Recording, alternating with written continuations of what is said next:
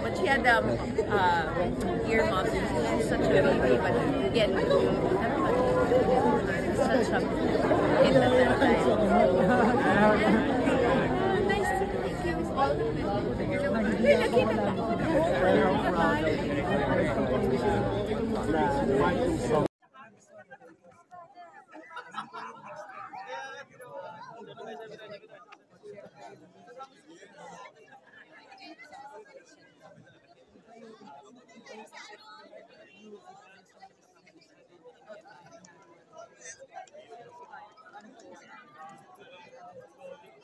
So 10 out of 10. Grabe talaga. Hindi mo expect every scene.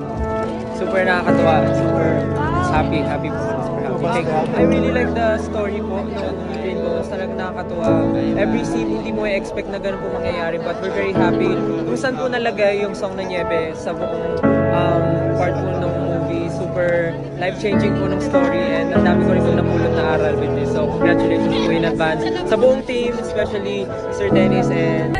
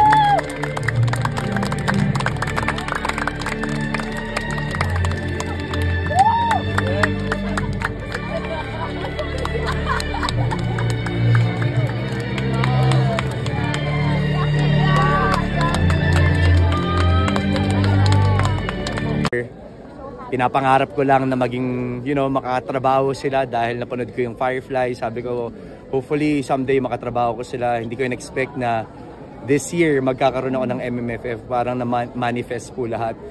So, after I watch this film, parang I'm just very grateful. Hindi sumagi sa isip ko to.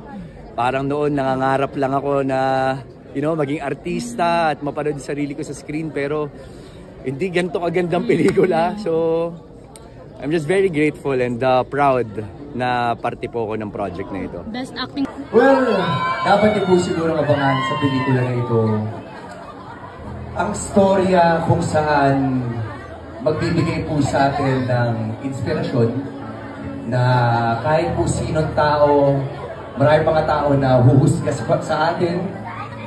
Siyempre hindi tayo perfecto, maraming mga pagkakataon na nagagawa tayo ng mali. Pero hindi ibig sabihin nun, wala na tayong karapatang magbago. Kaya lahat po ng ito ay para po doon sa mga taong naniniwala na merong pagbabago at naniniwala na kahit na ano pang mangyari na papaligiran ka man ng kasamaan o kadiliman, pipiliin mong maging mabuting tao sa lahat ng pagkakataon.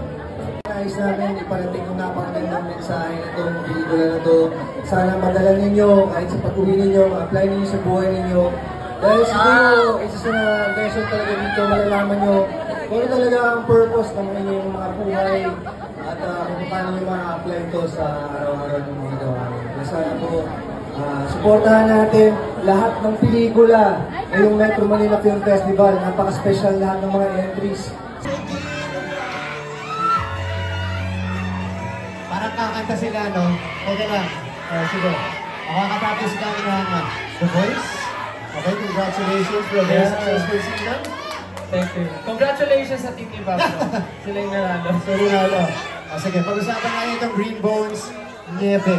At pagkapasok dun sa trailer, ang ganda ng scoring, sakto sa moment. Talk about the song, ano yung inspirasyon nila dito? We're very happy po na napasama yung kantang Nieve para sa movie na to. We're very happy na finally magkakaroon ng highlight si Nieve and may kilala siya na mas marami pa. Pero nung napanood po namin yung trailer, super touching siya, nakakakilabot kasi parang yung iba naman yung meaning ng song pero nung dinikit siya dun sa video, dun sa story, match pa rin siya. Ang galing, parang wala talaga siya sa ano eh, sa story, nasa mensahe talaga siya nung mismong kanta, yun yung gusto ipahiwatig ng mismong kwento. Ikaw ano na-feel mo nung napanood yung trailer? Pablo. Sobrang curious ako sa kasi yung trailer, very effective siya. Actually, nakakako. Nakapaisip ako kung masama ka talaga si Kuya Dennis. So, ayun po, nakakatuwa rin talaga.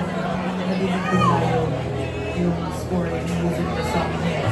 Ibang very effective. Pagdating ko pa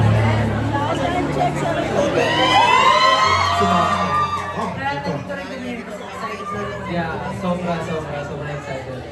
Huli na lang, kasi sinabi mo kanina, yung Nieve, isa sa mga kantang talagang gusto mong pinaka. Kumbaga, malapit sa puso nyo to.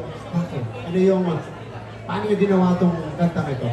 Kasi nung mga panahon na yun, malayo kami sa pamilya namin. Nung panahon kasi yun, nagtutour kami.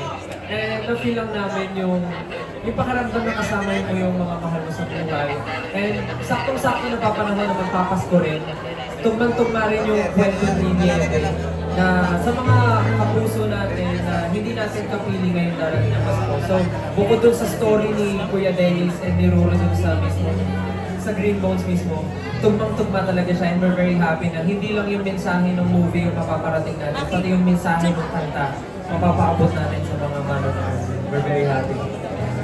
Pablo, you can invite everybody to catch Nieve dito sa Green Bones.